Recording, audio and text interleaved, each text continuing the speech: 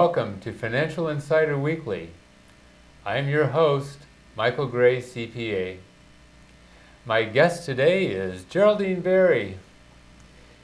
Jerry, I guess is your nickname that they use? But anyway, Geraldine. That's fine. Anyway, she started investing in real estate in 2001. Her husband, Stuart Ferriswell, like Ferriswell, you told me. That's right. Is a meteorologist and real estate broker. And Geraldine has a BS degree, Bachelor's in Science, in Business Administration through the Entrepreneur Program at USC. Correct. And she was working in executive sales for a corporation at the time of the dot-com bust. That business dried up, and then she started her own business. And one of her customers was a real estate investor who inspired her to also become an investor in real estate. She and Stuart bought a 6-unit property as their first investment.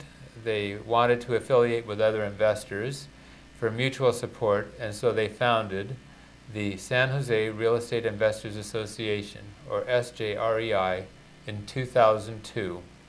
It's grown to 3 chapters, so we have one here in San Jose, another one in the East Bay, and another one in the Peninsula. There's almost 500 people that attend monthly meetings for all 3. So this lady is an entrepreneur, folks. Thank you, Michael.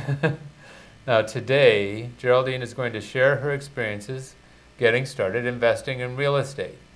So these days, there are a lot of people that are thinking about getting involved in real estate, partly because they're scared about what happened in the stock market, but frankly, what's been happening in real estate has been a little scary too. That's right. Yes. So anyway, Geraldine, why don't you tell us about how you got started? We were talking about you met with an investor friend, and so tell us about how you decided to get started. Sure, Michael. Well, I had been downsized out of my job in the corporate world with the dot-com bust, and I started my own business and I happened to have lunch with somebody who was a real estate investor. Mm-hmm. And I mentioned to him that we were thinking of upgrading our house. And he said, why do that? Why don't you buy some real estate for your long-term security? And I said, what do you mean? I never really considered that. And so he told me how he had invested pretty heavily in Stockton, and that the area had progressed very nicely, and that was a very quickly appreciating market that would be a good investment. Mm-hmm. So I went home and I talked to my husband Stuart about that, and I said, what do you think? And we began to explore that market and determined that it was the #1 appreciating market in the country at that time. Wow. And so we ended up purchasing a 6-unit there, and then a 4-unit. And by that time we were like, oh my gosh, we're landlords. What do we do now? You know, how do we collaborate with other people who are doing what we do? And you know, how do we learn from each other? And we looked around for a real estate investment association, and there was none in the Bay Area, and so we started one. Congratulations. And I think you've done an awesome job, by the way. Thank you, Michael. Now, where did you get the money to get started?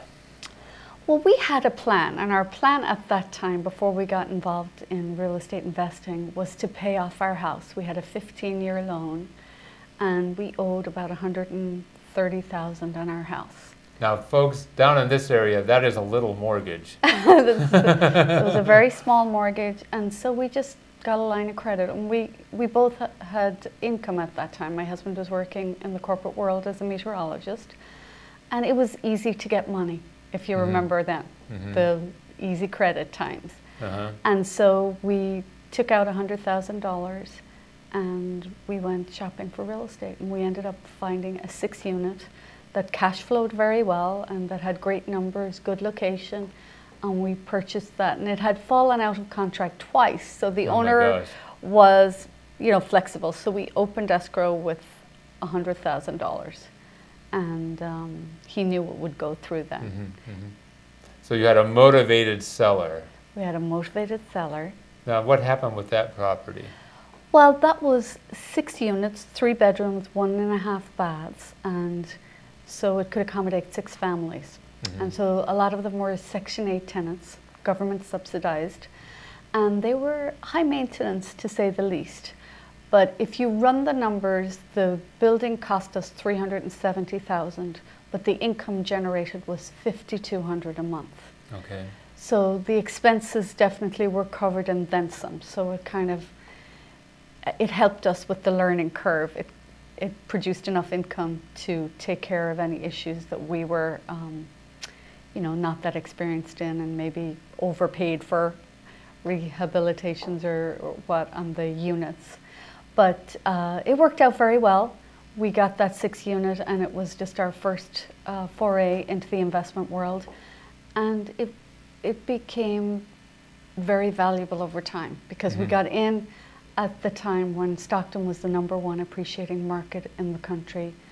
And then I think, as I mentioned to you before, we sold in 2005. Yes. And 2005 was a good time to get out of that market, because shortly thereafter the market tanked. And actually Stockton was featured on 60 Minutes. And when you're on 60 Minutes, it's either very good or very bad. And in this case, it was very bad. So it sort of went to the other extreme. It went to the other extreme. Yeah. And fortunately, one of the speakers that we had at the SJREI made a very compelling case for exiting the market in 2005. And my husband and I looked at each other, and he had talked about the financial crisis that was on the horizon, and how the real estate market across the country would be impacted by this big financial crisis that was coming.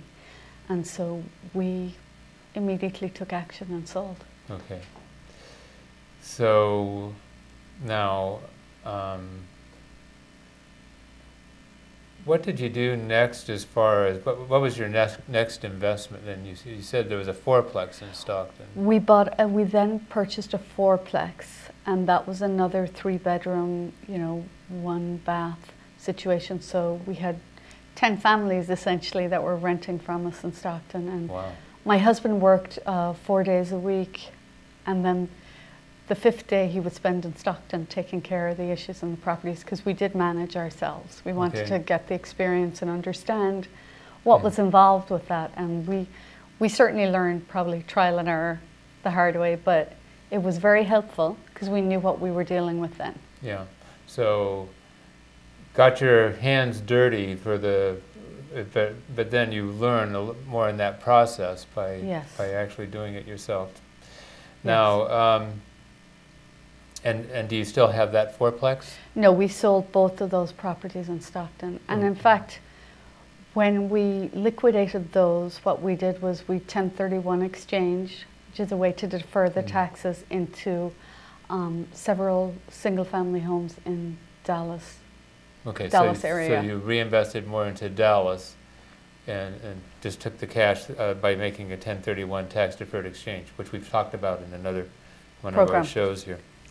That was a more secure market, and as it turned out, it hasn't experienced the highs and lows that other markets have. So just a little more stable, not so crazy out there. And because of the experience that we had managing the properties in Stockton, we knew how to manage the property managers down there, and we have a great team down there. And so that worked out. But then we looked at our house and we thought, this is in an area that might take a beating also. So we ended up selling our home too. So that was in Silicon Valley here. In Silicon Valley here. Yes. And that was again in just late 2005. Right. And then we decided to rent, and we just went where we could walk our kids to school. So we kind of simplified our lives. Okay. And it worked out well for us. So you're still renting, and we're still renting. Sort of watching